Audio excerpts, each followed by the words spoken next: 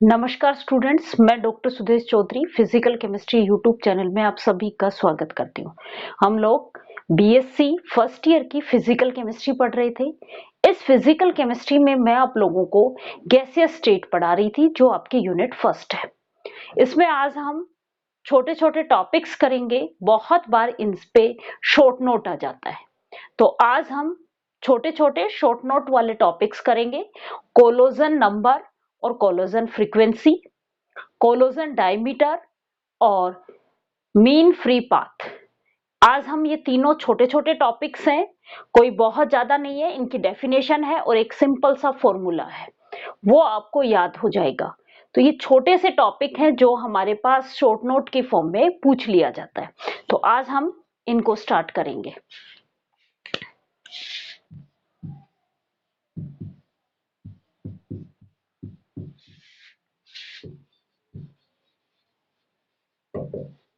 Physical chemistry में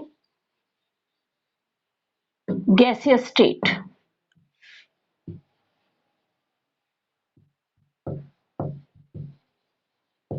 जो आपकी यूनिट सेकंड है, इसमें हम स्टार्ट कर रहे हैं। सबसे पहला टॉपिक हम स्टार्ट कर रहे हैं कोलोजन number and कोलोजन frequency.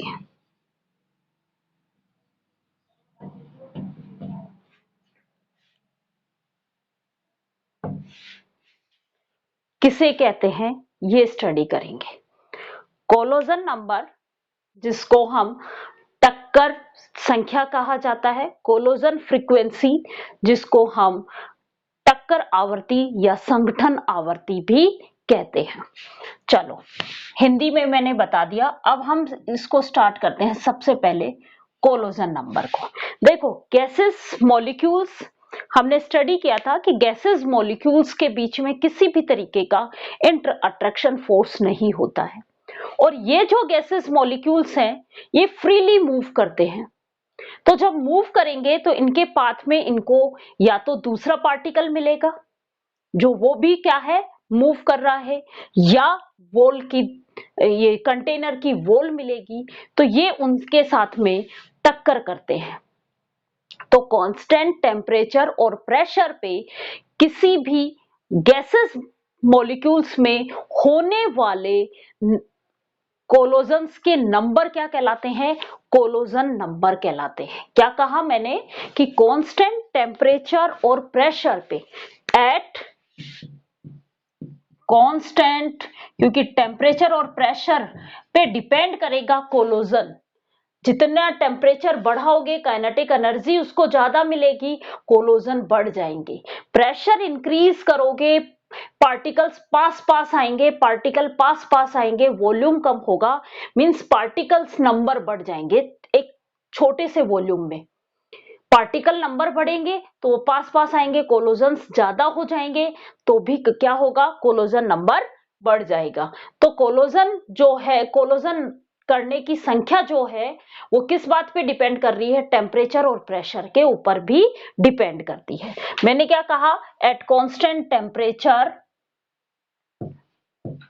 And pressure क्या है? Number of कोलोजन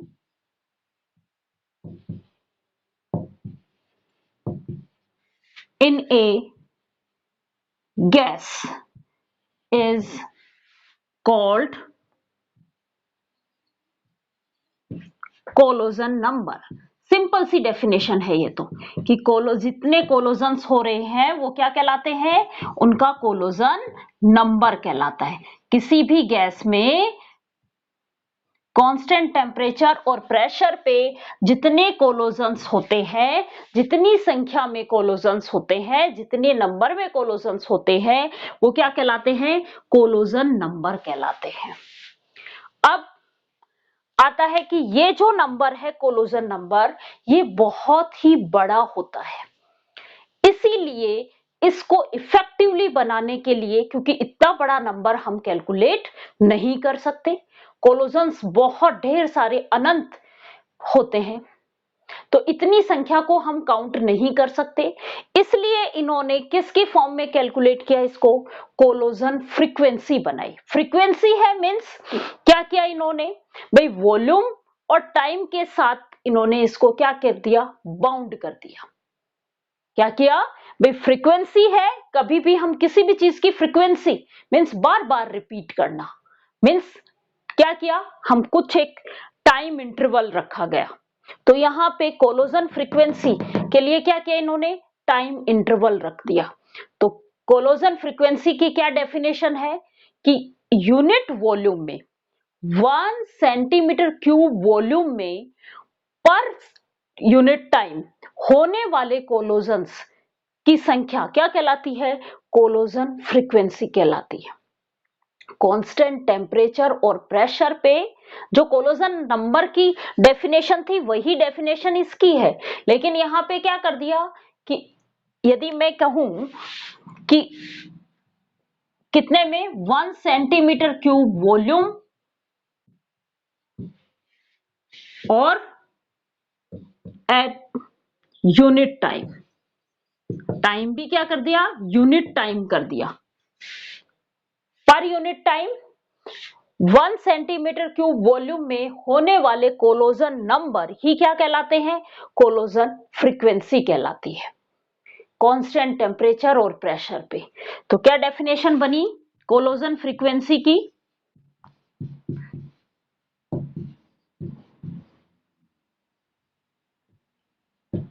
eight a constant temperature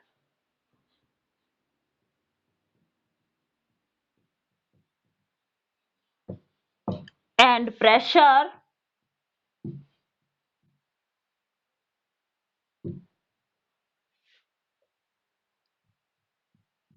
number of collision in a gas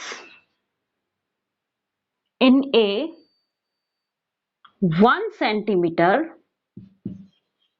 cube volume of gas per unit time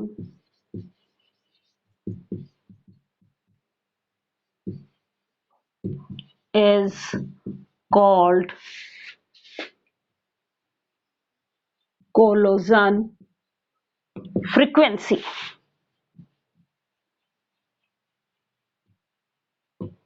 कोलोजन frequency क्या है, कांस्टेंट टेम्परेचर और प्रेशर पे क्या है, नंबर ऑफ कोलोजन्स किसमें, 1 सेंटीमीटर क्यूब वॉल्यूम गैस में, कब, पर यूनिट टाइम, क्या कहलाएंगे, कोलोजन फ्रीक्वेंसी कहलाएगी। और इसको किससे डिनोट किया जाएगा, इसको जेड से डिनोट किया जाएगा। किससे डिनोट करते हैं हम कोलोजन फ्रीक्वेंसी को, it is denoted by Z.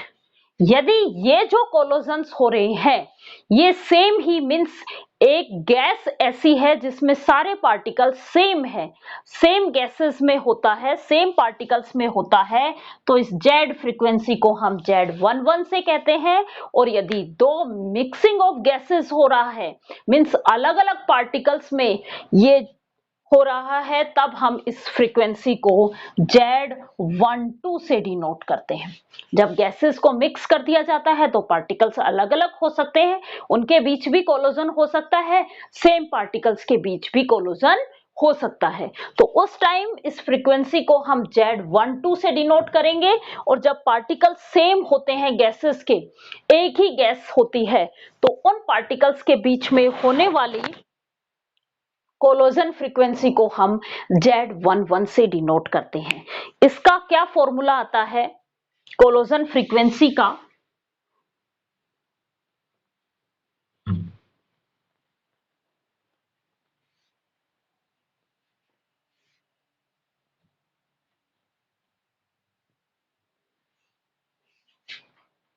कोलोजन frequency होती है Z जिसकी वैल्यू होती है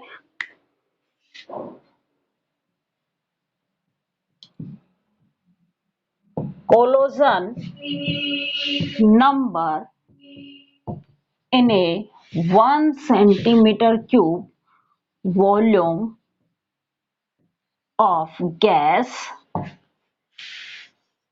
per unit time। कितने कैलकुलेट किए? जेड।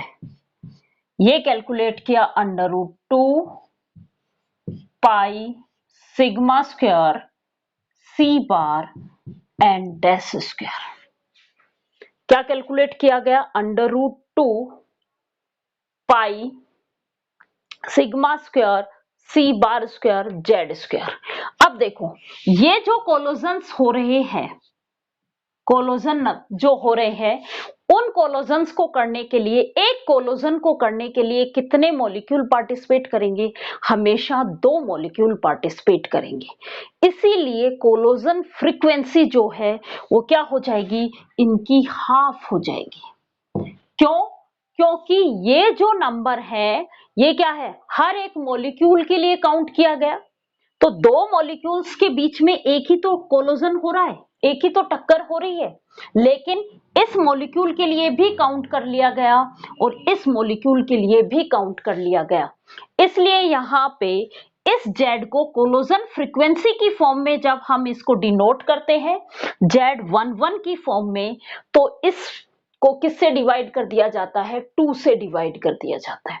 मींस जो जेड कोलोजन नंबर जो आए हैं per unit volume per unit time, ये नंबर को यदि मैं 2 से डिवाइड कर दूंगी तो मेरे पास क्या आ जाएगा? कोलोजन फ्रीक्वेंसी आ जाएगी। और कोलोजन फ्रीक्वेंसी को हम Z11 एक टाइप से डिनोट करते हैं। इसकी वैल्यू होती है √2 pi sigma square C bar n dash square upon 2। इस 2 से मैं ये √2 कैंसिल आउट करूंगी तो नीचे क्या आ जाएगा? √2 की फॉर्म में कन्वर्ट हो जाएगा। मींस मेरे पास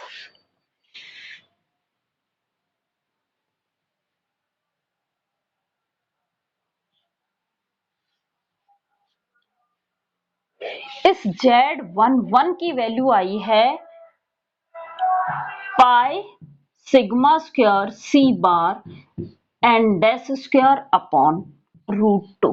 यहां पे कौन क्या क्या है? पाई मैथमेटिकल एक्सप्रेशन है, सिग्मा जो है वो कोलोजन डायमीटर है,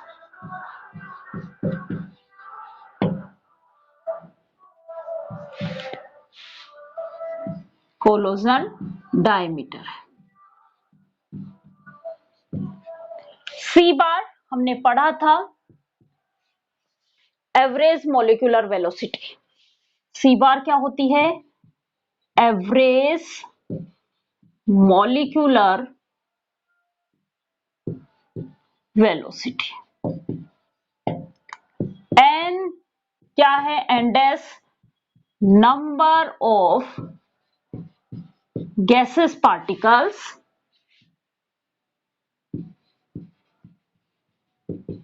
किसमें कैलकुलेट कर रहे हैं हम? ये 1 सेंटीमीटर क्यूब। तो ये गैसेस पार्टिकल्स किसमें है? 1 सेंटीमीटर क्यूब में है। Number of gas particles 1 centimetre cube volume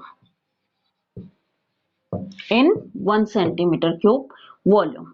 C bar average molecular velocity हमने कैलकुलेट की थी, आपको ध्यान होगा √8 RT अपॉन पाई m। ये वैल्यू हमने कैलकुलेट की थी। तो सारी वैल्यूज मैंने यहां रखी। अब देखो, इस सी बार की वैल्यू मुझे पता है, ये सी बार होता है एवरेज मॉलिक्यूलर वेलोसिटी और इसकी वैल्यू होती है √8 RT अपॉन पाई m। ये वैल्यू मैं इस इक्वेशन में रख के Z की वैल्यू वापस कैलकुलेट करूं तो Z11 किस फॉर्म में बन जाएगा? Pi sigma square as it is और n डैश स्क्वायर भी एज इट इज अपॉन √2 भी एज इट इज। इस सी बार की जगह मैंने वैल्यू पुट की है √8 8RT/m। क्लियर यहां तक? अब देखो ये √2 इस √8 से कैंसिल आउट, यहां पे क्या आ जाएगा 4 आ जाएगा। इस पाई से ये पाई कैंसिल आउट और यहां पे क्या आ जाएगा पाई की पावर 1/2। तो हमारे पास क्या इक्वेशन बचेगी,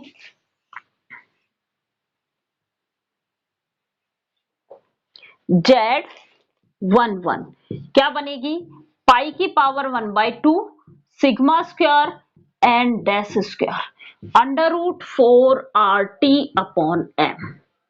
अब देखो 4 है, इसको मैं अंडर रूट से बाहर लिखूंगी तो किस फॉर्म में कन्वर्ट होगा 2। अंडर रूट से बाहर लिखूंगी तो इसको 2 की फॉर्म में लिखूंगी। तो Z11 ये आया आपका 2 इंटू पाई की power 1/2 sigma square n dash square under root. अब यहां क्या बच गया RT/m। अब देखो पाई की वैल्यू हमें पता होती है, मैथमेटिकल एक्सप्रेशन है 22/7 और उसको 1/2 करेंगे, उसका अंडर रूट निकालेंगे और उसको 2 से मल्टीप्लाई करेंगे। तो ये जो वैल्यू आती है इन सबको आपस में मल्टीप्लाई करके ये जो वैल्यू आती है इन सब की ये आती है 3.54। तो Z11 की वैल्यू क्या हो गई, इन सब का कैलकुलेशन किसका 2 इंटू रूट पाई, इसका कैलकुलेशन होता है 3.54। तो इसकी जगह तो मैं क्या लिख दूंगी 3.54 sigma square n dash square √RT/m। अब देखो ये जो Z है ये किस किस बात पे डिपेंड कर रहा है, टेम्परेचर पे डिपेंड कर रहा है, N पे डिपेंड कर रहा है, number of particles per unit volume, diameter पे डिपेंड कर रहा है कि उसका डायमीटर कितना है, मॉलिक्यूल्स के जो साइज है वो कितना है, कोलोजन डायमीटर पे डिपेंड करेगा। तो Z की वैल्यू इनके तो क्या होती है डायरेक्टली प्रोपोर्शनल होती है और मॉलिक्यूलर वेट के क्या हो रही है इनवर्सली प्रोपोर्शनल होती है। क्लियर यहां तक? अब हम बार बार बात कर रहे हैं इस सिग्मा की, कोलोजन डायमीटर हमें नहीं पता कोलोजन डायमीटर क्या होता है, तो अब हम बात करेंगे उसी कोलोजन डायमीटर की।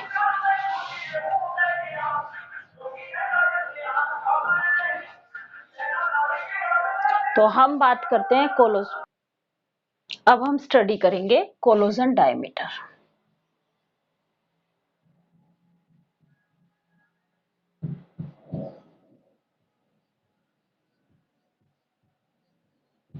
देखो हमने इसको किससे डिनोट किया था, सिग्मा से डिनोट किया था। किससे डिनोट किया था, सिग्मा से डिनोट किया था। अभी हमने कोलोजन फ्रीक्वेंसी निकाली थी, वहां पे हमने एक सिग्मा टर्म लिखी थी जिसको हमने क्या कहा था कोलोजन डायमीटर। कोलोजन डायमीटर क्या होगा, कोलोजन जब कोई भी दो पार्टिकल्स गैसेस पार्टिकल्स जो है वो इनफाइनाइट डिस्टेंस से जब पास में आते हैं तो उनके पास में एक पॉइंट ऐसा आता है कि उससे ज्यादा वो पास में नहीं आ सकते। इस पॉइंट को पे आके वो क्या करते हैं कोलोजन करते हैं। मैंने क्या कहा ध्यान से सुनो, जब मॉलिक्यूल्स जो है वो इनफाइनाइट डिस्टेंस मींस कहीं पे भी थे, अब वो क्या हो रहा है एक दूसरे, ये मॉलिक्यूल इस डायरेक्शन में मूव कर रहा है और ये मॉलिक्यूल इस डायरेक्शन में मूव कर रहा है, एक दूसरे के पास में आएंगे, एक पॉइंट ऐसा होगा कि इससे ज्यादा वो पास में नहीं आ सकते और इस पॉइंट पे आके इनका क्या होता है कोलोजन होता है। क्लियर? तो कोलोजन जिस पॉइंट पे आके होता है वहां से दोनों मॉलिक्यूल्स के सेंटर का जो डिस्टेंस है वही क्या कहलाती है कोलोजन डायमीटर कहलाती है। मॉलिक्यूल एक मॉलिक्यूल था ये वाला, दूसरा मॉलिक्यूल इस तरीके से, ये इस डायरेक्शन में मूव करेगा और ये इस डायरेक्शन में मूव करेगा। क्लियर? एक पॉइंट ऐसा आएगा कि ये पास में आते जाएंगे और मान लो ये दोनों यहां पे आके बस इससे ज्यादा ये पास में नहीं आ सकते, तो ये वाला पॉइंट तो क्या कहलाएगा कोलोजन पॉइंट, जिस पे आके इनके बीच में क्या हो रहा है, कोलोजन हो रहा है। और यहाँ इन दोनों कोलोजन, जिस पार्टिकल्स के बीच में कोलोजन हो रहा है, उन दोनों के सेंटर की से जो डिस्टेंस है, दोनों कोलोजन मॉलिक्यूल्स के बीच जो सेंटर से जो डिस्टेंस होती है वो क्या कहलाती है, कोलोजन डायमीटर, जिसको हम किससे डिनोट करते हैं, सिग्मा से डिनोट किया जाता है। तो कोलोजन डायमीटर क्या है, मिनिमम डिस्टेंस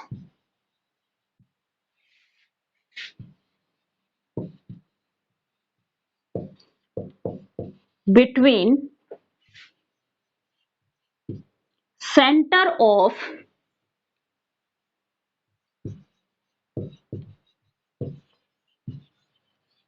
टू particles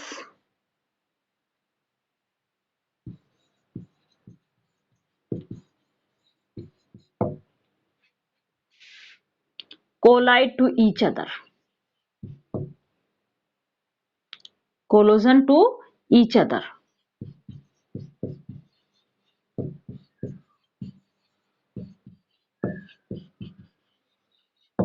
क्या कहलाएगी, कोलोजन डायमीटर कहलाएगी। वो मिनिमम डिस्टेंस किससे, दो पार्टिकल्स की, कहां से, सेंटर से। कौन से दो पार्टिकल्स, जिनके बीच में क्या हो रहा है, कोलोजन हो रहा है, क्या कहलाएगी, कोलोजन डायमीटर कहलाएगी, जिसको हम किससे डिनोट करते हैं, सिग्मा से डिनोट करते हैं। डेफिनेशन पूछ ली जाती है आपसे बहुत बार, और जब यहां से कोलोजन करते हैं उसके बाद इनकी डायरेक्शन चेंज हो जाती है। पहले दोनों अपोजिट डायरेक्शंस में आ रहे थे, उसके बाद ये अपनी डायरेक्शंस को, कोलोजन हुआ, कोलोजन्स के बाद ये अपनी डायरेक्शंस को चेंज कर लेते हैं। अब आता है मीन फ्री पाथ। सबसे पहले हम फ्री पाथ समझेंगे। देखो हमने क्या कहा कि गैसेस मॉलिक्यूल्स जो होते हैं उनमें कोलोजन्स होते हैं, मींस गैसेस मॉलिक्यूल्स के बीच में किसी भी तरीके का इंटर फोर्स नहीं होता काइनेटिक गैस थ्योरी के अकॉर्डिंग। और जब इनमें इंटर अट्रैक्शन फोर्स नहीं होता तो ये फ्री मूव करते हैं। जब मूव करेंगे तो इनके साथ काइनेटिक एनर्जी होगी, जैसे ये एक दूसरे के पास में आएंगे इनके बीच में कोलोजन होगा, टक्कर होगी और ये अपने डायरेक्शंस को चेंज कर लेंगे। यही हो रहा है। अब ये टक्कर जो है, ये कोलोजन जो है वो कितनी डिस्टेंस पे हो रहा है, मींस गैसेस पार्टिकल्स के बीच बहुत सारी डिस्टेंस होती है। हम पढ़ रहे हैं मीन फ्री पाथ। तो सबसे पहले मैं आपको फ्री पाथ के बारे में बताऊंगी। देखो फ्री पाथ मतलब जहां तक वो बगैर कोलोजन के ट्रेवल कर सके, वो डिस्टेंस जहां तक मॉलिक्यूल्स जो है वो किसी दूसरे मॉलिक्यूल्स या गैस के कंटेनर की वॉल के साथ में क्या नहीं करे, टक्कर नहीं करे, वो उसके लिए क्या कहलाता है, फ्री पाथ कहलाता है। फ्री मूव कर रहा है वो पाथ क्या कहलाएगा, फ्री पाथ कहलाएगा। तो देखो अब गैसेस पार्टिकल्स हैं, इन गैसेस पार्टिकल्स के बीच में डिस्टेंस होती है, ये मूव कर रहे हैं सब। इस गैस पार्टिकल्स मूव करेगा, मान लो ये इस डायरेक्शन में जाता, हो सकता है ये इस डायरेक्शन में गया, तब तो इसके लिए यहां से और यहां तक जाएगा, तब तक इसके पास क्या है, फ्री पाथ है, कोई दूसरा मॉलिक्यूल नहीं है जिससे इसका कोलोजन हो रहा है। तो यहां पे आके कोलोजन हुआ, इसलिए ये क्या कहलाएगा, ये जो डिस्टेंस कहलाएगी, ये क्या कहलाएगी, फ्री पाथ कहलाएगी। अब देखो गैसेस पार्टिकल्स में ये जो फ्री पाथ है ये अलग अलग होता है। कहीं पे इसी एक पार्टिकल्स को मान लो ये इस डायरेक्शन में मूव करता, इस डायरेक्शन में मूव करता तो इसको इतना ही फ्री पाथ मिलता, इस डायरेक्शन में मूव करता तो इतना फ्री पाथ मिलता, इस डायरेक्शन में मूव करता तो ये फ्री पाथ मिलता, इस डायरेक्शन में मूव करता तो ये फ्री पाथ मिलता। मीन्स हर एक फ्री पाथ की जो डिस्टेंस है वो अलग अलग है। और हर एक मॉलिक्यूल के लिए भी अलग अलग होगी। एक पर्टिकुलर मॉलिक्यूल के लिए भी हर टाइम हर सेकंड ये जो फ्री पाथ है ये चेंज हो रहा है, इसीलिए हम उसका क्या निकालते हैं, मीन फ्री पाथ निकाला जाता है। मीन फ्री पाथ कैलकुलेट किया जाता है, क्योंकि फ्री पाथ तो क्या है, जब हर टाइम चेंज हो रहा है तो हम जो भी चीज जो है वो हमारी इस तरीके से वेरिएबल होती है तो हम उसका क्या निकाल लेते हैं, मीन निकाल लेते हैं। इसीलिए हम मीन फ्री पाथ कैलकुलेट किया जाता है। और मीन फ्री पाथ को हम किससे डिनोट करते हैं, लैम्ब्डा से डिनोट किया जाता है। किससे डिनोट किया जाता है, लैम्ब्डा से डिनोट किया जाता है। लैम्ब्डा क्या होता है, मीन फ्री पाथ किसी भी गैसेस पार्टिकल्स के बीच दो कॉन्स्टिट्यूएंट जो कोलोजन्स हो रहे हैं उनके बीच की जो डिस्टेंस होती है वो क्या कहलाती है, मीन फ्री पाथ कहलाती है। किसी भी गैसेस पार्टिकल्स के बीच दो कॉन्स्टिट्यूएंट कोलोजन्स हो रहे हैं उनके बीच की जो डिस्टेंस है वो क्या कहलाती है, मीन फ्री पाथ कहलाती है। मान लो ये पार्टिकल यहां से यहां गया, एक कोलोजन यहां किया और उसके बाद ये यहां से यहां गया, तो दो कोलोजन्स हुए। एक ही पार्टिकल्स के बीच जो दो कोलोजन्स हो रहे हैं उन दोनों कॉन्स्टिट्यूएंट कोलोजन्स मींस कर्मागत कोलोजन एक के बाद जब वो दूसरा कोलोजन कर रहा है तो वो जितनी डिस्टेंस तय करता है वो डिस्टेंस उसके लिए क्या कहलाती है, मीन फ्री पाथ कहलाती है। क्लियर यहां तक। इसे हम लैम्ब्डा से डिनोट करते हैं और मीन फ्री पाथ को निकालने के लिए क्या होगा, इनका एवरेज वेलोसिटी अपॉन में टोटल नंबर ऑफ फ्रीक्वेंसी। और फ्रीक्वेंसी कौन सी, कोलोजन फ्रीक्वेंसी।